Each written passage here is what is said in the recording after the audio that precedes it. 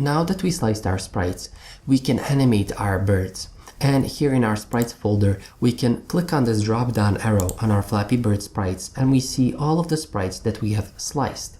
So here on the top we have our Flappy Bird Blue 1, 2, and 3. And notice here in this bottom right corner that when I change from 1 to 3, so when I change the sprites using my arrows, we see that the bird is flapping basically. Now, how can we animate this? Well, simply we can select each of these sprites. So from Flappy Bird Blue 1 up to 3, and this is the animation for the bird flapping. And we can simply drag and drop that in our scene, and this will automatically create an animation. And here we are prompted to name that animation. I have created an animations folder, and here we have a game birds folder, and inside of it we have blue, green, and red bird animations. So here I will save this in the blue bird animation folder, and here I will simply say blue bird flapping animation. And this will create automatically that animation, and we have our bird in the scene. And here I will simply rename it to Flappy Bird Blue. Now, if we run our game now, so click on this play button, we will see our bird flapping in the scene. We also want to create the idle animation for our bird and also a die animation. So how can we do that? Well, select the bird and go into the animation panel. If you don't have it, go under Window and click on the animation panel, and it will open that animation panel.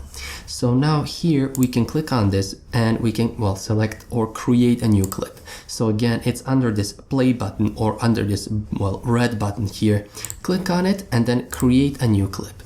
And this will create a new clip. So here we can, again, save it in our animations, game birds, and our blue bird animation, and click save here. And this will be our idle animation. So here we will name it idle animation, and now click save.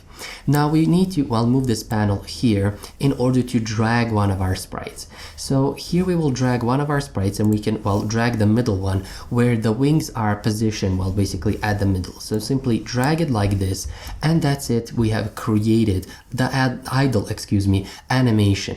In the same way, we will create our died animation. So we'll click here, create new clip, and we will save it here in our game bird, blue bird, and we will name it bird died animation. So click save, and we will drag the fourth image, which is our bird died animation. So simply drag it here, and that's it for our animations. Now we need to connect our animations, and we do that in the animator panel. Again, if you don't have this panel, go under Window and then click on Animator, and this will open that panel for you. And if you don't see these states here, these animations, simply click on the bird in the hierarchy panel, and then you will see all of the animations that we have created for that particular game object. Now, where this entry right here is pointing, this will be the default animation that will start on our game object when we start the game. And we don't want our bird flapping to be the default animation. We want our idle to be the default animation. So simply select the idle animation and then click select as default layer, and this will select or make our idle animation as the default animation on our bird. Now we will connect our animations, and we do that by using transitions. So we right click on the animation and click on make transition, and then we select the animation where we want to transition to. So we are going to move from our idle to bird flapping animation, and we are going to move from bird flapping back to idle.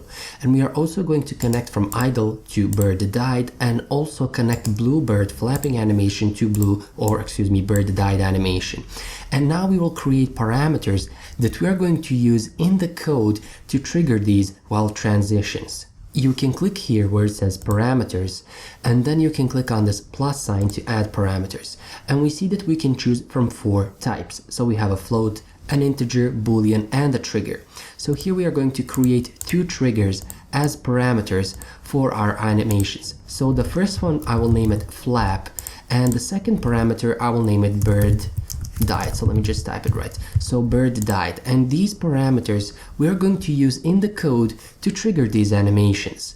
Now, in order to actually make transitions from one animation to another, we need to click on these lines that we have created, which represent those transitions. And we see here that we have conditions that we need to set up, and when we fulfill those conditions, then we will make that transition. So we can click on this plus sign here, and here when we want to go from idle to flapping animation when we, well, select this flap or when we perform this flap trigger in our code. And we want to do the same here, well, from flapping back to idle. So again, we are going to use the flap, well, this trigger that we have created, this parameter here.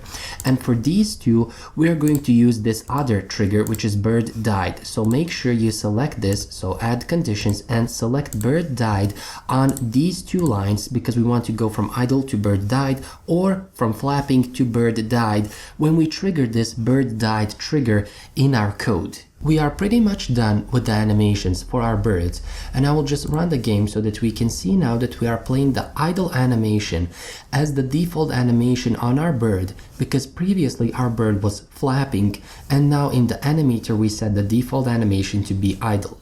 And I will not, well, animate two other birds, well, in the video, because you can do that on your own. Just follow these same guidelines because everything is basically the same, and you can animate those birds on your own. And now we can, well, continue with the rest of the course.